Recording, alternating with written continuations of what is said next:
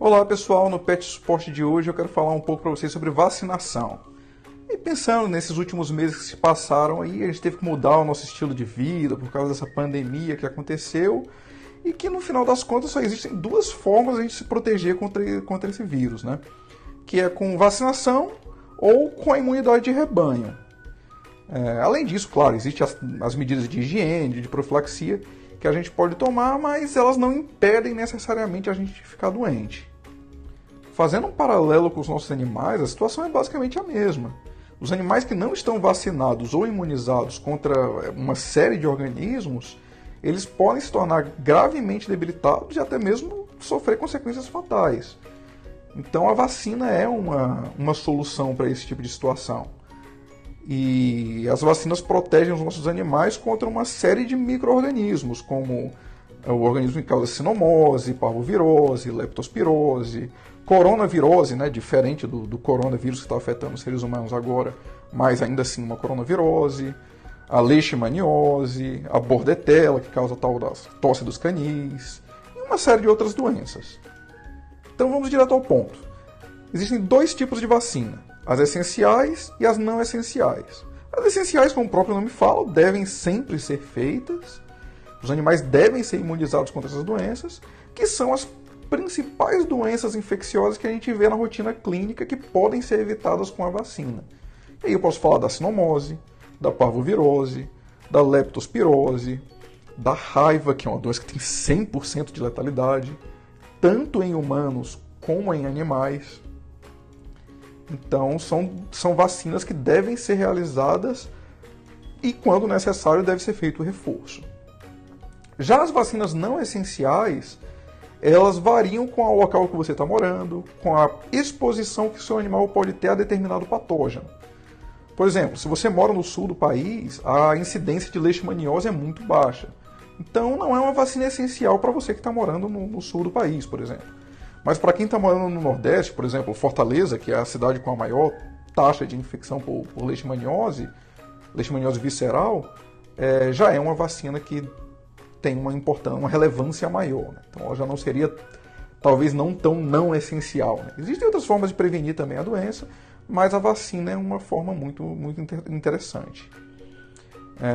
Quanto ao estabelecimento dos protocolos das vacinas não essenciais, é sempre importante manter um diálogo com o seu médico veterinário e discutir quais são as vacinas que devem ser utilizadas e as que não devem ser utilizadas, que não precisam ser utilizadas, melhor dizendo.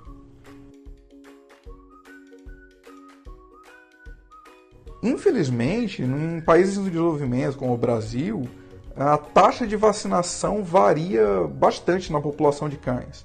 Em média, fica entre 30% e 50%. Às vezes até mais baixo que isso, né? O que significa que, tendo 30% a 50% dos animais imunizados, a gente não consegue atingir aquele ponto da imunidade de rebanho, que fica em torno ali dos seus... Alguns autores falam de 60%, 70%, 80%. Então, sabendo que a gente não consegue atingir esse ponto, a vacinação ela ainda se torna essencial para que a população esteja segura contra um determinado patógeno. Então, a forma que a gente tem de proteger os nossos animais acaba sendo essa, né? A vacinação ou o isolamento social, que é o que a gente recomenda, inclusive, quando os animais são filhotes, né? O animal filhote não é recomendado que ele passeie na rua, porque ele pode contrair uma infecção por um desses organismos patogênicos que podem levar até a morte.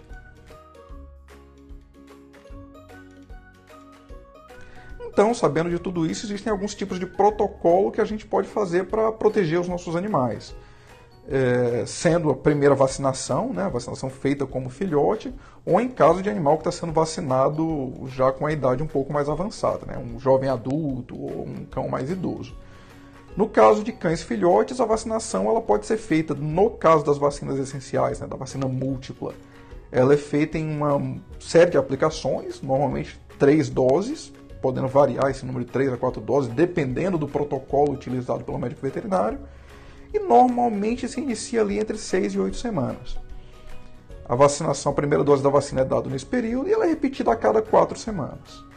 Passando esse período, o animal é vacinado com a vacina antirrábica, que essa, por sinal, é a única vacina que ela é realmente obrigatória no Brasil. É uma questão legal, inclusive. E isso porque é uma doença letal, tanto para animais quanto para humanos. Então é uma questão de saúde pública, inclusive.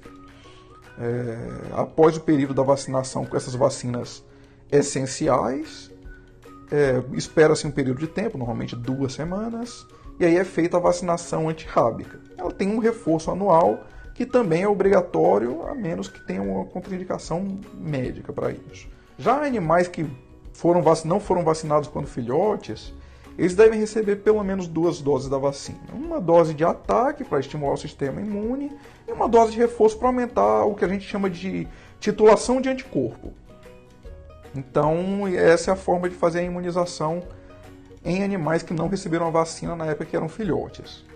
Os filhotes normalmente são vacinados em 3 etapas para a gente procurar o que a gente chama de janela imunológica, que é o período que ele perde os anticorpos maternos que ele contraiu a partir do colostro e do leite da mãe e começa a produzir os seus próprios anticorpos.